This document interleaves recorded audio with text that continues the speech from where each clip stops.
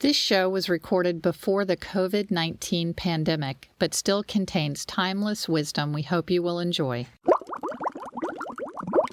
There is an inherent pressure when you take over a program like this. At the same time, that's part of what I wanted. I always aspired to be a head coach in the Southeastern Conference. And, being at Auburn, I want to test myself against the very best coaches and programs in the country. And I realize the expectations here, but I know my own expectations are very similar to that. So you want to test yourself against the best, and I want to put myself in a situation where it's been proven you can win. I feel like we can win, and I want to go out and test myself on a daily basis. That's just in my character and who I am. So there's a lot to live up to.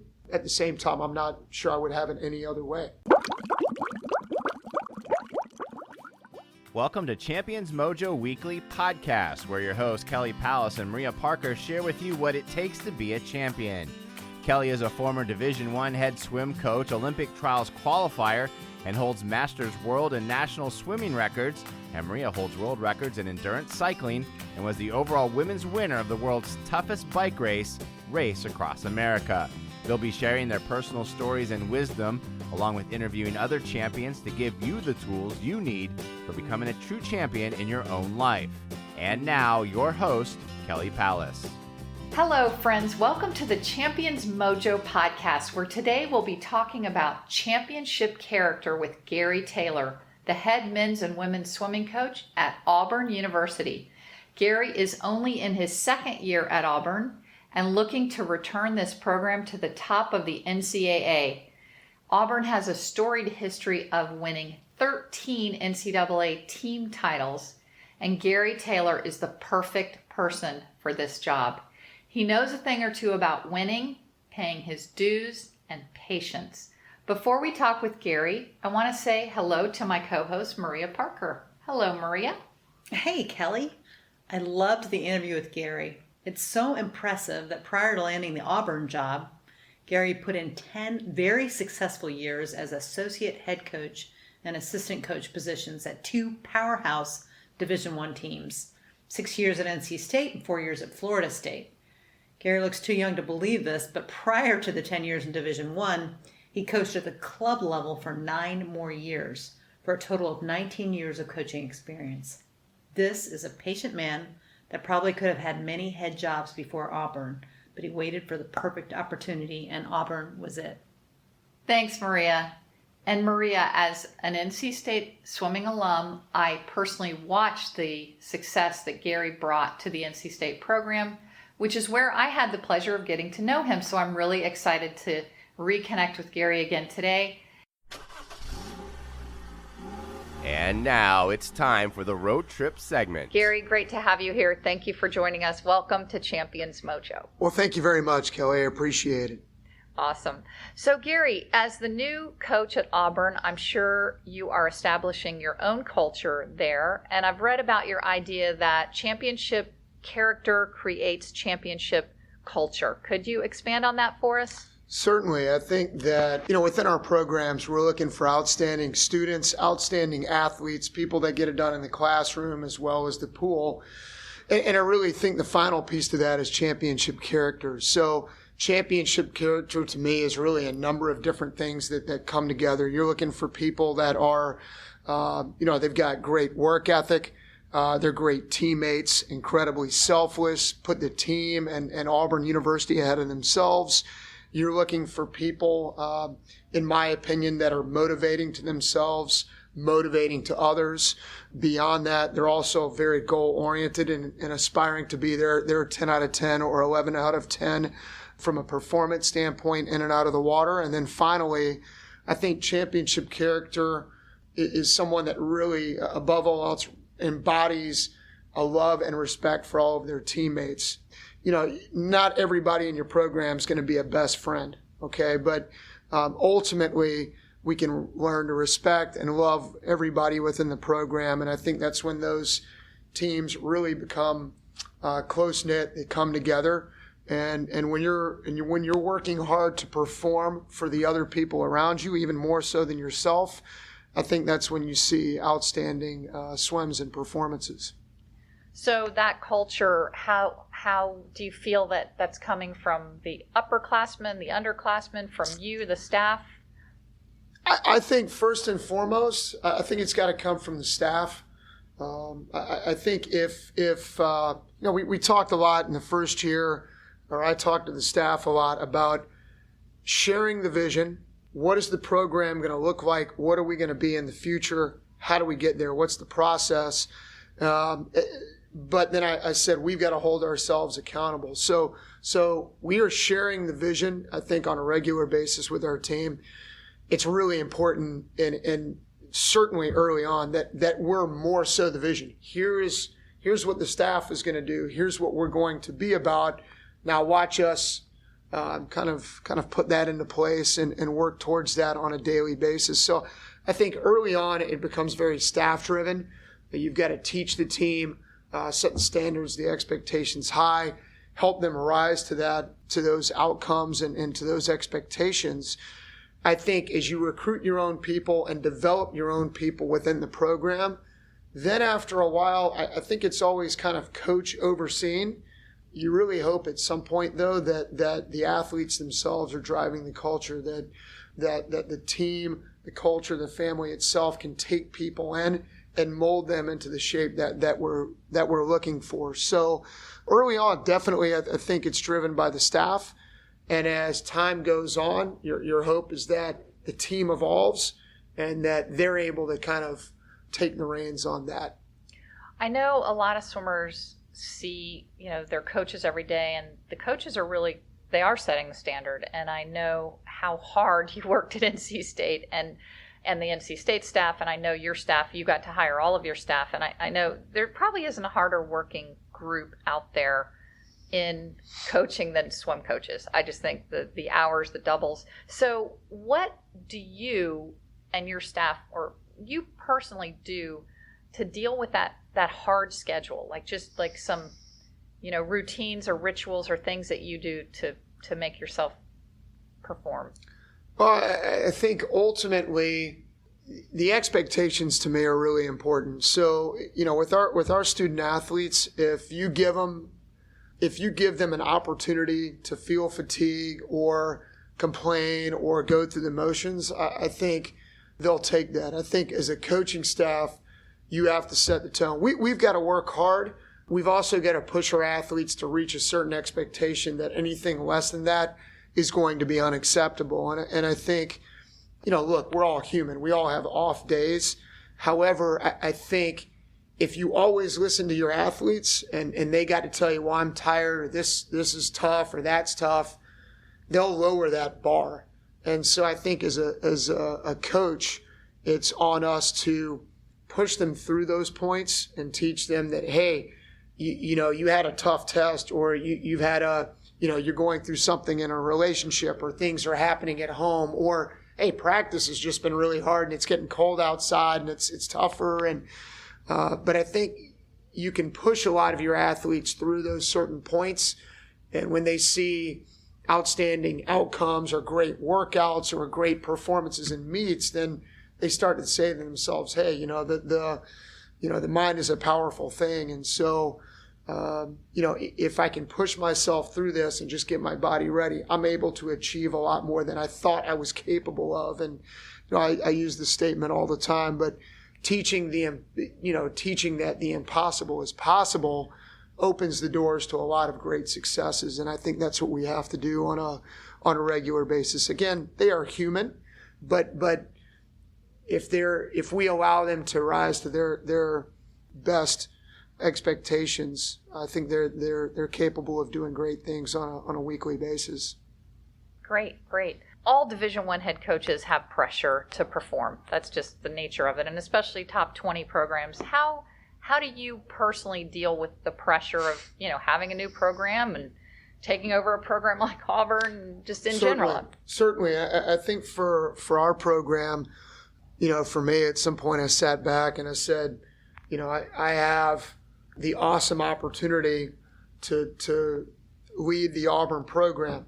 At the same time, you've got, I can't worry about shoes that I have to fill, but I'd be lying if I said that the the successes and the championship history of the program doesn't cross my mind. I mean, on my end, as far as the head coaches that have come before me, you've got, Eddie Reese was there in the 70s. Mm-hmm. You had John Asmuth, followed by David Marsh, Richard Quick. Actually, Richard was there twice between John and Eddie as well. And then my predecessor, Brett Hawk. I mean, those men won 40 NCAA championships amongst them, many at Auburn, but many elsewhere as well. So I'd be lying if I said that those kinds of things didn't cross my mind. And certainly we have awesome alums and people around the program, friends of the program, that want to see great outcomes, that want Auburn to get back to where it rightfully should be. At the same time, I've said this before, I can only be the best Gary Taylor I can be. So I have to do what I feel is best for the current program and getting this group better, the staff, the team, growing our program and brand again. So, I think that there is an inherent pressure when you take over a program like this. At the same time, that's part of what I wanted. I always aspired to be a head coach in the Southeastern Conference. And, being at Auburn, I want to test myself against the very best coaches and programs in the country. And I realize the expectations here, but I know my own expectations are very similar to that. So you want to test yourself against the best, and I want to put myself in a situation where it's been proven you can win. I feel like we can win, and I want to go out and test myself on a daily basis. That's just in my character and who I am. So there's a lot to live up to. At the same time, I'm not sure I would have it any other way. Yeah, I figure that. I mean, like I said in your intro, you could have had many head jobs. So you knew coming in this was Auburn. This was Auburn's history. That's wonderful. So in general, what traits do you think champions share? I've got a pretty basic motto, and that is enthused to learn, eager to work, desire to win, all in for the family, all in for the Auburn family. And I think, too many times as coaches, we look for all the outside the box items. And I do think that there are outside the box items that help. But I don't think that there's any one outside the box idea that allows for success. Once you do a lot of outside the box things, or you do the same outside the box thing all the time, it becomes inside the box. So I think really it's the ability to be coachable. As coaches, we have to coach hard, connect with our athletes, get to know them. The athletes try to do the same thing from their side, the willingness to be vulnerable and accepting of the uncomfortable. So being vulnerable and open to constructive criticism or making changes, the willingness for the student athlete to live in the uncomfortable and test their boundaries. And then I think the eagerness to work, live on that, hey, I'm going to give 110% every day. A desire to win to me is really just the desire to be the absolute best you can be. And so those are very basic ideas. And what I've found throughout my time as a coach, it's not doing the outside the box things at this, insanely high level. It's doing the basics day in, day out as good, if not better than everybody else around you and around the country and world. So, to me, that's that, that allows for championship outcomes. And, from one person to the next, those things can be different. I do know that I think everybody has the ability to be coachable, and I think everybody has the ability to give their best effort. Sometimes reaching your 10 out of 10 might look different than someone else, but we can all aspire to be our best self. And I think the ones that are most successful and really get the most out of their bodies and their natural abilities are the ones that excel in those areas. And then, we try to make the sport so individual at times, but I've never been a part of a high-level program that does it individually. I think the team and family atmosphere has to be cultivated and developed. And so when we're all in for one another and I'm swimming or diving for that person across the deck who means a lot to me, that's when I excel. Because, I say this as well, it's not just, it's not swimming for your teammates, it's swimming to your utmost potential with everybody around you supporting and caring about your outcome as well. So those are things that we really try to stress within our program on a daily basis. Excellent, excellent.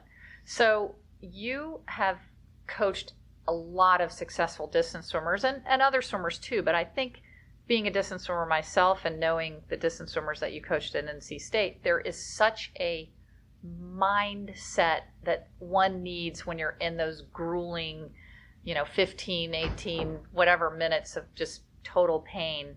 What role do you think mindset plays in success, and what were you telling those swimmers that are performing these crazy fast feats, because their minds are going crazy? So what do you? I think it goes back, it's really a compilation of everything I've discussed. And I think the one thing as I've gotten into the sport, 20 years of experience, number one, I know that the more I learn, the less I know. And I think the second piece to that is the human side. The mind is just an incredibly powerful tool and kind of, I want to say weapon, but it's an incredibly powerful tool. And so I think whether you're a sprinter or endurance swimmer, having swag or confidence or belief that you're going to be successful is highly important. So I think that's a factor there, and that's regardless of event list. I think on the endurance side, before you go to yes. the endurance, can you develop confidence? Can you build swag and confidence, or is that an innate? Well, I think I think there's some of both. I don't think that, in my belief, I've been really fortunate to coach some outstanding athletes, swimmers, right. But I don't think that was ever all me. I'd like to think that I played a role or helped in their process, but sometimes the ones that are successful and do the things right are the easiest to coach and work with. So, I think we're blessed as coaches to work with outstanding athletes, and I think you have the ability as their coach to build confidence within them. And I think their willingness to be vulnerable and willing to live in the uncomfortable kind of takes them to that next level. So again, that goes back to teaching them that the impossible is possible. So I don't think it's all coach, and I don't think it's all athlete. I think that I've seen athletes that they've kind of already got that, and you can help build upon it. And then I've seen others that don't know they have it in them, and you're able to draw that out of them. And then they start to gain confidence and belief in who they are and really take off. So I think that it's a combination of the two. And at the same time, I think there are some athletes that you can do everything you can, and you may not reach them, Yeah. And so. And certainly the more stuff they do in practice gives them confidence, and that's absolutely. what I know you're famous for. Some really consistency great is consistency. Key. Yeah. Absolutely. So I interrupted you there, but so as far as having swag and just confidence for any distance, but then you were going to go on to an endurance event. Absolutely, and I think that first piece. I know we've got obviously diving in our program as well, but swag confidence works on so many different levels in all aspects of life, yes. as well as swimming and diving. I think in terms of endurance swimmers, I think that I've been very fortunate to coach some talented athletes, and I've seen them become very successful. I've also seen athletes that maybe weren't born with all the natural ability or tools, but my gosh, their greatest asset was their mind. The willingness to go above and beyond when other people just couldn't handle the pain and fatigue. And I think that's something that on the endurance end, and I don't mean to belittle the sprint side of it, but when you dive in for a 50, you're not going to feel the pain like you would the back 1,000 of a mile or back 800 of a mile. It's a different mentality for sure. And I think that talent's great, but I've also seen mindsets and just a mental toughness overcome talent as well when talent doesn't do the work necessary. So, for me, I think that's kind of a trait and really kind of a talent as well. The ability to push yourself to limits that others aren't willing to go to, and that takes an incredible mindset, and that can be really, really successful on the endurance end. Okay, so Coach, let's say we've got swimmers out there listening, me being one little swimmer, and let's say we have a mile coming up, and I come up to you and I say, Coach, I'm so scared of that last 500. I swim right on the edge of my threshold, and I'm just in pain, and what should I be thinking about in that last 500? Well, I think some of it's based on race strategy. We talk a whole lot, or I talk a whole lot with my athletes about race strategy and when to make moves and how to do that. And then, again, I think that if you've done the work, if you've been consistently strong in practice, you're embracing the ideas, doing the training that's asked, I think we work on a daily basis to live in the uncomfortable. So getting your mind to understand what the uncomfortable feels like and learning that you can get through that. A lot of swimmers will say, oh man, I died at the end of the race. We've heard that. Oh man, it was so painful, or I died. Then you go back and look at splits and you're like, well, you got tired, but you were within 2 or 3 tenths every 50 from start to finish. That's not dying. That's just, maybe that's what it's supposed to feel like when you swim fast.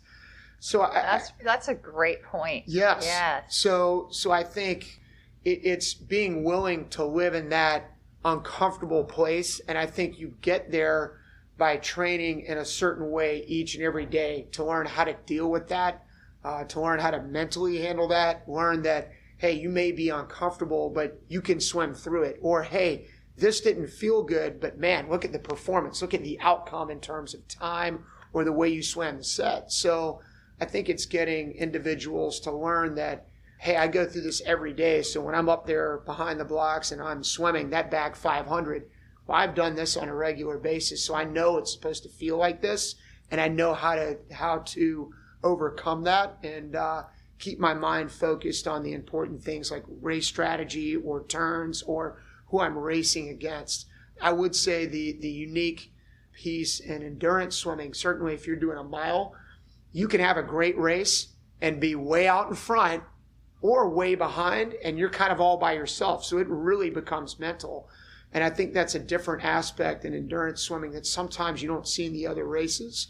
So I think there's a lot to be said for training that aspect on almost a daily basis and learning to overcome that. So when you're out there and you're competing, it's, hey, I've done this. I know how to do this. Here are the things I need to focus on. And it's going to be uncomfortable. But if I'm living in the uncomfortable, I could be performing really, really well. Gosh, Gary, I'm so grateful I got to pick your brain on this. I know we're going to hit other subjects, but I couldn't sit down with you as a fellow, as a distance swimmer and not go there because at NC State, you coached a ton of successful events, other, middle distance and 200s and 400s and all that. But I know, Anton winning that mile and Hannah going crazy in her mile, and just that really puts it in perspective. I love that. Give me your thoughts on the difference in coaching men and women. Man, there's I've really enjoyed coaching women over the years because I think between the two there's a different relationship. That's a little bit stereotypical to say. At the same time, I find that, men, it's, hey, get, laughter, humor, let's have some fun, let's work hard, rah, rah, rah, let's run through a wall. I think the majority of men out there will grasp and understand that, and they love the camaraderie, the brotherhood of it. I think on the women's side, it's very different. I think the relationship between the coach and the athlete is really important, knowing that, and I think both of this way, you can ask them to do hard things when they know that there's a purpose behind it, and they know that you care, that you're asking them to do hard things because you believe in them, and you know that it's going to allow them to become successful in the future. But I do think women even more so really value that relationship, with the coach. Getting to know them as people is really, really important, and knowing that they have value within the group or the program, I think goes a long way. I think sometimes, again, it gets a little bit stereotypical when I say this, but I think sometimes women look solely at outcome and performance. Okay, well, I was fifth in this race and those other 4 women are better, so therefore I'm not valuable to the program. And many times that can't be further from the truth. Who you are as a student, who you are on the pool deck, Right. Your work ethic in the pool, it's not always about the outcome.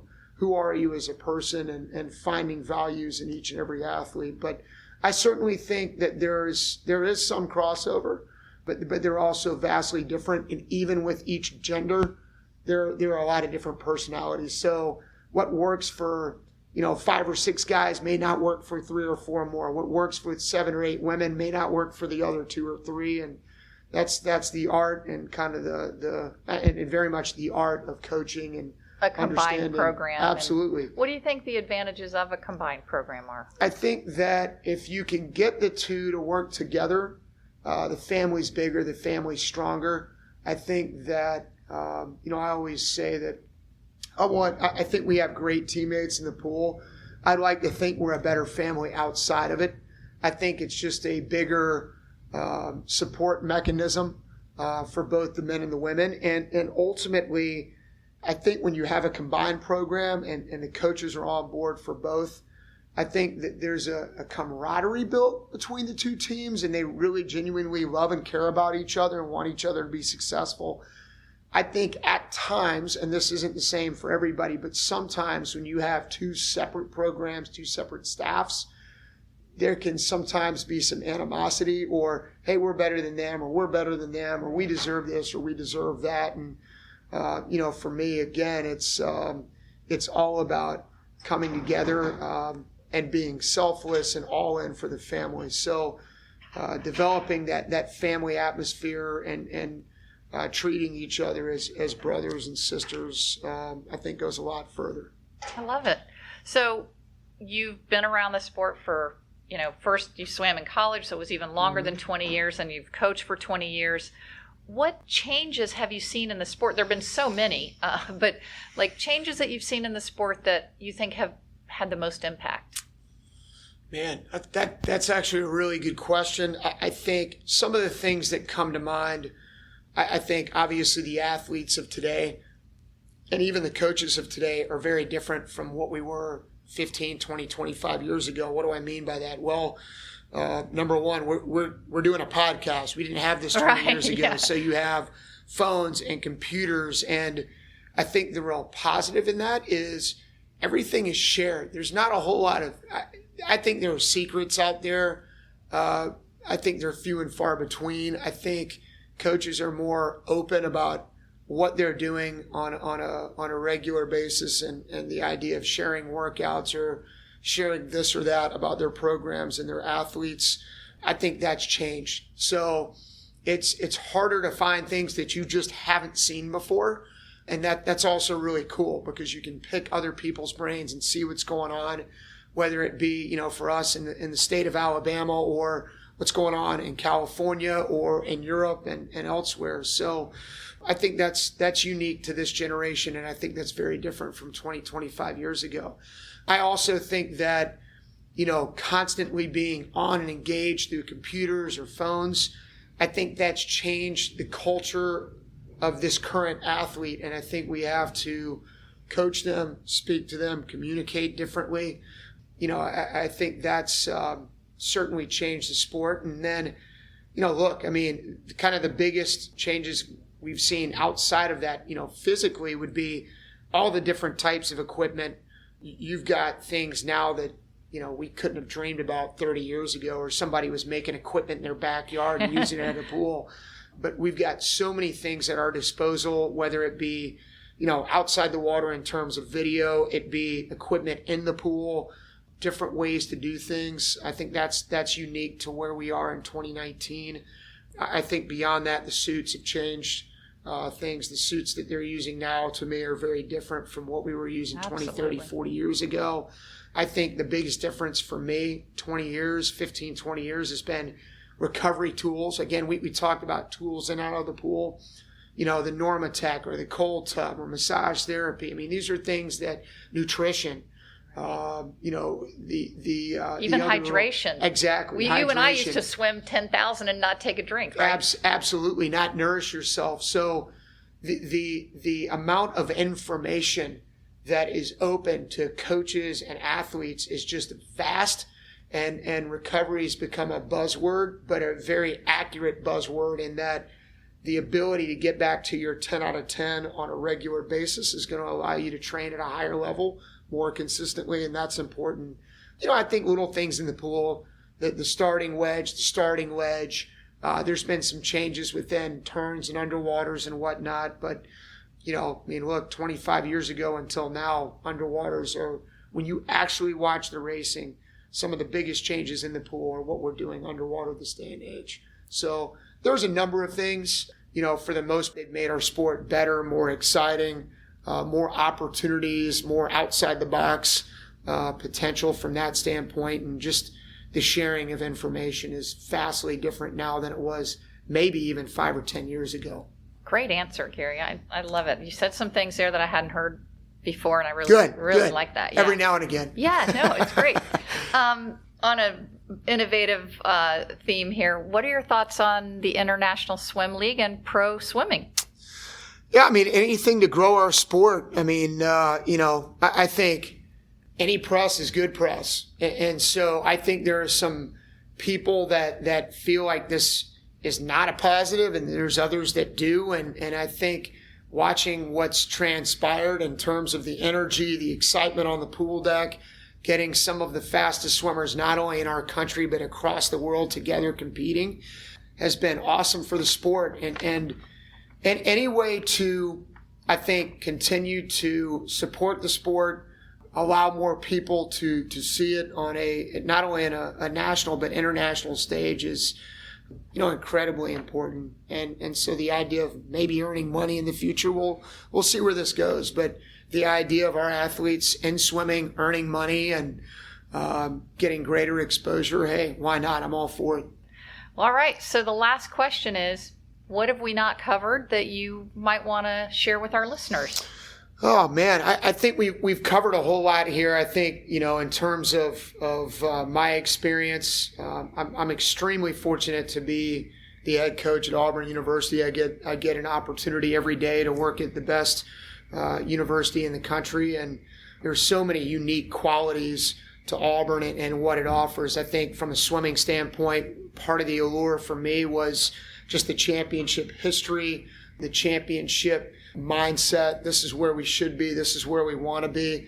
I've got my predecessors. When you go through Brett Hawk and David Marsh and John Asmuth and Eddie Reese, Richard Quick, those are some of the best that any coach could ever follow. And to be able to walk that deck on a daily basis means a whole lot to me. And it's unique, certainly unique. You walk in, you see the championship banners and trophies, the history every day. It's pretty awesome to know that you're really a part of that, and you're a part of the just that swimming and diving family. That's where we want to get back to, and the bar has been set really high. I think in terms of Auburn itself, beautiful campus. The most unique part to Auburn is Auburn, and they talk about the Auburn family. And nothing speaks to the Auburn family more than a comment I recently received from one of our alumni. And, he had mentioned he coaches elsewhere, and he had mentioned, at our university, we use the so-and-so family, and you're a part of our family. And he basically looked me dead straight in the eye and said, I don't use any of that. He's like, where we are, what they're embracing that's not necessarily family to me. He looked at me and he said, unless you've been a part of the Auburn family, you have no idea what family means. And that was as powerful a statement as I've received since taking the position in Auburn. But it's very true. People love Auburn. They love the community. They love the university. And it's all aspects: academics, town, campus, athletics. Your pool. So it's passion. It's yes, beautiful. Absolutely. Thank you. Yeah. you. It's my gosh, it's gorgeous. It is. It's outstanding. So I'm very blessed. And I saw you posted a picture of sunrise over was that sunrise? Yes. That was yes. the red sky over the pool. So we're extremely fortunate. Okay, the Gary, ability to coach in and out. It's awesome. Yeah, inside and outside pool. So What is the difference between a war eagle and a tiger? I mean, Okay. I'm sorry. I didn't get that research. Yes. So our mascot, we are the Auburn Tigers. The battle cry is War Eagle. So you're an NC State alum, so Wolfpack would be the nickname, the mascot, and people there say Go Pack.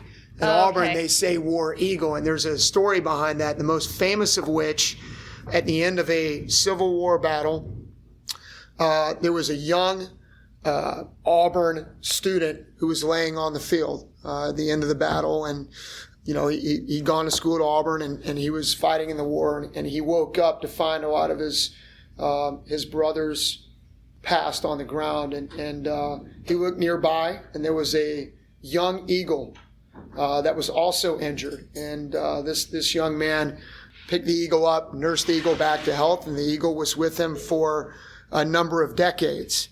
And in 1892, Auburn and Georgia played the first football game in the Deep South. And this gentleman at this point, this officer, showed up to the football game with the eagle by his side. And during the game, the eagle flew overhead around the field. And Auburn was victorious. And at the end of the game, throughout, people were pointing and saying, War Eagle, War Eagle.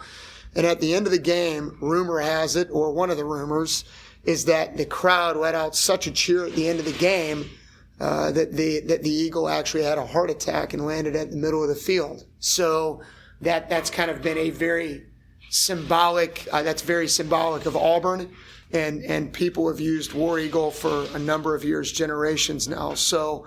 That's the idea. So War Eagle is more of a battle cry than it is a mascot. We are not the War Eagles. We are not Eagles. You are we are the Tigers. Absolutely. Yes. Yeah. But our battle cry is War Eagle. That's really cool. I can't believe I've been friends with Rowdy Gaines for this many years and he's never told me that story. But yes. I guess I've never asked him. That's cool. Yeah. And what a history of just having somebody like Rowdy Gaines. Absolutely. He's probably the most decorated swimmer ever to come out of Auburn, he is. Right? And we've been fortunate from that end too. When you talk about you talk about the coaches and championship history from that aspect. I mean, when you think about the swimmers that have come through Auburn and competed and performed at the conference, the NCAA level, the international level, the Olympic level. I think our program is right up there with the absolute best and all of collegiate swimming. And obviously Rowdy, persevered, throughout his time. All those American athletes that were left out of 80, he comes back in 84 and wins gold medals. And, he continues to be one of the biggest supporters of Auburn swimming and diving. And, we've been fortunate in Auburn. We've got, you've got Charles Barkley and Frank Thomas and Bo Jackson and Cam Newton, and Rowdy Gaines' name is right up there with those men from an athletic standpoint. So, certainly he's one of our Olympic gold medalists and certainly on a pedestal. And we're very fortunate to have the ability to get people like this back to our campus. Yeah. And and the greatest diplomat for swimming. Absolutely. In just the sport itself. I don't know if there's a bigger fan of swimming in general, more so than Rowdy Gaines. And he's a fan of Auburn swimming and diving. He is an incredibly passionate fan of just swimming in general. Yes. And we're really blessed, really blessed to call him one of our own. Yeah, very, very cool. Very cool. All right, well, those are all the hard questions. Now come the fun ones. Just a quick, it's called the sprinter round, which I know you can do. Let's do it. Take your mark. Technical suits. Fast. I love it. The fifth stroke. Underwaters, kick in general. Okay. Backstroke starting ledges. I like old school. I love it. International Swim League. Exciting, tremendous opportunity. Michael Phelps. The man we all look up to from a performance standpoint, the one that sets the bar for everybody else that comes after him. Katie Ledecky. Very similar to Michael. Out of this world. Incredible. Can't say enough about what she's done for our sport. Great diplomat. Tokyo 2020. Within a year, incredibly excited. And the last one of the one words, Auburn swimming and diving. Fun, fast, future. Oh, I love it. The 3 Fs. Okay, now this is just so our listeners can get to know you a little bit more on a personal level, not too deep, but cat or dog for you, Gary? Ooh, well, we're the Auburn Tigers, so I'm going to have to go with the cat piece there. I love it. Camping or hotel? Hotel. Milk chocolate or dark chocolate? Tough one, but I love chocolate milk, and that's typically milk chocolate. Yeah, it is. Kickboard or no kickboard? That's a tough one. I would say benefits to both, but I'd lean towards using a kickboard. Mountains or beach? Beach. Football or baseball? Football. iPhone or Android? iPhone, because that's what I use. Yeah. Coffee or tea? Coffee. Morning person or a night owl? Probably more so morning person. Texting or talking? Talking. Okay, that's it. Those are the easy questions. Thank you so much. Really appreciate it. A lot of fun. Good luck to you this season. Thank you very much, Kelly. Appreciate it. So, Maria, what do you think of that interview? I understand why they hired Gary at Auburn. He's amazing. He's got his coaching philosophy down, and he's lived his coaching philosophy. So I'm really excited to talk about our takeaways. Takeaways, takeaways, takeaways. We've heard from you that your favorite section of our podcast is the takeaways. Thank you so much for that feedback. But before we get to the takeaways today, we wanted to ask you if you would please give us a 5-star review. That way, more people will be able to find our podcast. Also, if you could subscribe on iTunes or Stitcher or Spotify, you'll never miss a podcast episode if you subscribe. And please share our podcast with your friends. And now, the takeaways. What's your first one? Well, I think, as we talked about in the introduction, championship character. This is a guy who actually has championship character. He laid the groundwork by being patient and doing all the things that he needed to do before he got this opportunity at Auburn. And I like how he talked about creating a culture that encourages championship character. And a lot of what he said, or part of what he said, was, basically complaining and thinking about the hard things in your life is okay, but you just have to, in his culture, he's helping his athletes understand that even when things are hard and even when we're uncomfortable, we have to keep on coming in and giving, our 100%. And he talked about, I love this concept of living in the uncomfortable.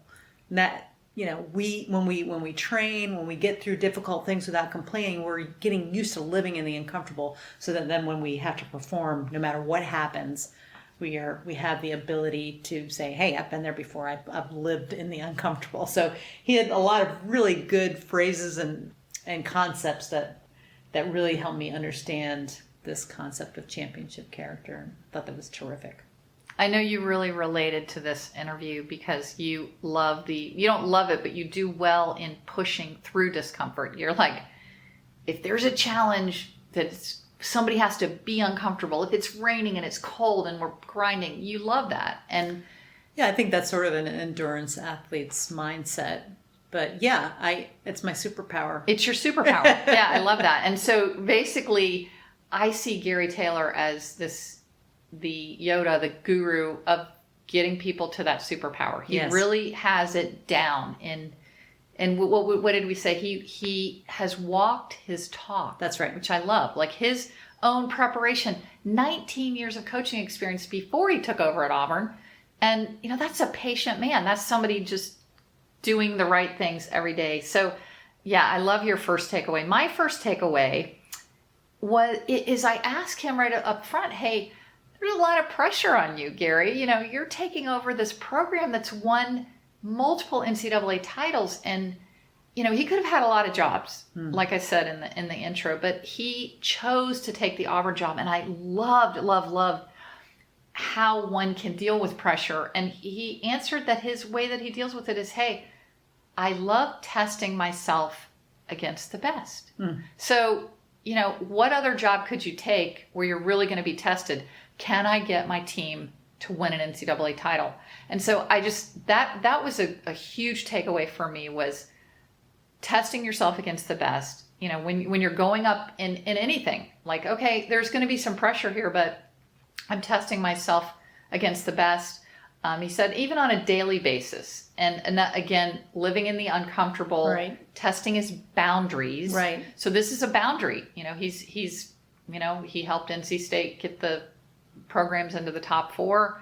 Now, can he take another program into the top 1? So I just, that was what I really liked, that he liked to test himself. So yeah, I like that concept too. I think we can be afraid to put ourselves, you know, against the best. And so I think that's a character of a champion, somebody who's willing to say, okay, you know, this person or this program is the very best, or was the very best. You know, I want to see, you know, how do I stand up against that? What's my medal? I think he is a champion.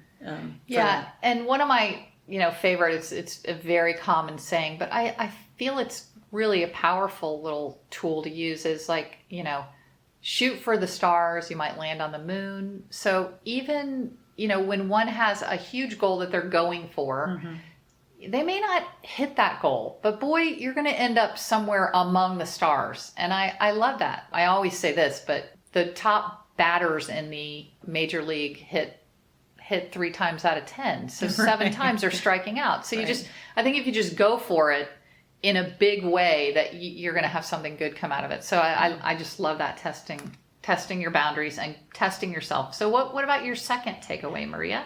Yeah, the second takeaway was something that he just mentioned at the end, but it really spoke to me. He talked about, you were asking about how swimming has changed, and he said one of the things we've learned about is tools for recovery. You talked about massage and rest and ice and all the things that make you better. And it reminded me again, and I think this isn't really a new concept, but recovery is so important. It's so, we talk about you do not get better when you're working out hard. You get better when you're recovering from that workout. So you test yourself, you go hard, you endure the discomfort, and then you have to rest. And I think this really, in my own life, I'm starting to train for an event that's coming up in February, and I have to remind myself that, I would like to just put my nose to the grindstone and just kind of plod away, but I have to remind myself, especially as I age, that the recovery is more important, or just as important as the hard workout. So that I have to alternate that. And I think this is also important in the rest of our lives. We can't do hard work all the time and be effective and grow. We have to do hard work, concentrated hard work, and then we have to rest. We have to have recovery from that. So not a new idea, but sort of a reminder again that, you know, it's the alternating theory of success and happiness. You work hard, you recover. You work hard physically, you recover. You work hard mentally, you recover. And that's what makes you better. Yes, and I totally, it's obvious in sports that there are recovery days and there are tapers and there are, you know, recovery techniques and ice baths and massages and all that. And I think in, you know, really working hard as a businesswoman and having spent some grueling hours working to build businesses in different avenues of my life. Just recently, you know, I've done this in other things, but there are just times in a workspace where you might need a week of just cranking out whatever it is. You know, you're building your business, and then you realize you need a week of rest to recover from that. So I think that's a really great one. That recovery is super important. Yeah, if you're recovering, that allows you to do what Seth Godin calls the sprints. You know, where you just can focus and work really hard, and then you know that a recovery is out there. So yeah. What was your final takeaway? My final takeaway was one we've talked with a lot of these top coaches about, which some are on one side of the fence and some are on other. And the question is, and the takeaway for me is, can confidence be created and I think this is, again, another great for athletics or in life. And Gary thinks that it definitely can be created. So, and I love, he says that confidence is hugely important. Some people call it swag, or just, you know, that ability when you're standing up to do a task. Do you think you're going to be you can do it. Successful in it? So I think he thinks it's hugely important. I agree with him. I think prior to these takeaways, you and I always do some planning, and I love a little story that we told, that, as a coach, obviously one of the reasons we do this podcast is to encourage people, but as a former coach, it's just kind of innately natural in me to encourage people. Yes. And so I recently met up with a very, very good friend and fellow athlete. But when I met this person, and Nancy is her name, and she's just been a big part of my life. And she was a master swimmer, but really just did master swimming for fitness, just not a competitive master swimmer, never even did competitive master swimmer, and not a competitor. And we started training together, and one thing led to another. Being my training partner, I was always encouraging her, and I saw this huge ability, her natural ability. I'm like, Nancy, if you'd ever started in a competitive program, you probably would have been, on our Olympic team or our national team. And she's a runner, a swimmer. So we started doing triathlons together. Long story short, she ends up winning a gold medal in the world championships for aquathlon, which is swimming and running. So I think that particular one was like a 5K run, a 1 mile swim, and a 5K run. And she was the world champion after just, training training hard, but being a fitness person. So I had not seen Nancy in person for many years, and we happened to have a great reunion and at a Starbucks, and we sat there and chatted. And she said, when I look back on our friendship, she said, one of the things that I most got out of it was the confidence that you gave me. I would never have believed that I would have done those things athletically, but you believed in me. And I think, and then you told me, yeah, Kelly, well, you did that for me. And, I the story that I tell is that you called me an athlete. You were the first person who ever called me an athlete. And we've talked about that before. But it doesn't, confidence, it's not like you can give somebody confidence, but you can uncover confidence by encouraging them and giving them the right tools for looking inside themselves and seeing how other people see them. Yeah. And so, I completely agree with that. And when we were talking about this just a minute ago, we also talked about, you just never know how some encouragement is going to change someone. Your encouragement changed my life. It changed the trajectory of my life for better. And I hope that other things that I've said and done with my family and people I've known have changed the trajectory of their lives. So this idea of can we grow confidence is absolutely, I love that idea. I think that a lot of people have sort of inborn confidence, maybe they have a great family, but yeah, we can help each other be more confident by encouraging one another. Yeah, that was one of my favorite things that Gary said, that he's on the side of the fence that says, yeah, you can create confidence. So I love that. And I love the whole interview. I think there was, you and I said, way more than two things we could have each taken out of there, but we don't want to just recreate the interview. We just want to give our main takeaways. So it was a real pleasure to spend that time with Gary. I can't wait to watch his program build. And this episode is coming out right in the peak of the NCAA season. So it's going to be really fun to see what they do at conference and NCAAs. Yeah, this was a great interview. Thanks. Thanks, Maria. Love you. Love you. Bye. Bye. This week's quote of the week comes from Gary Taylor. I play a role in helping build confidence and teaching that the impossible is possible. You've been listening to the Champions Mojo podcast, designed to make you feel inspired, motivated, and educated. Subscribe to the podcast on iTunes, Spotify, and Google Play. Also visit championsmojo.com to learn more.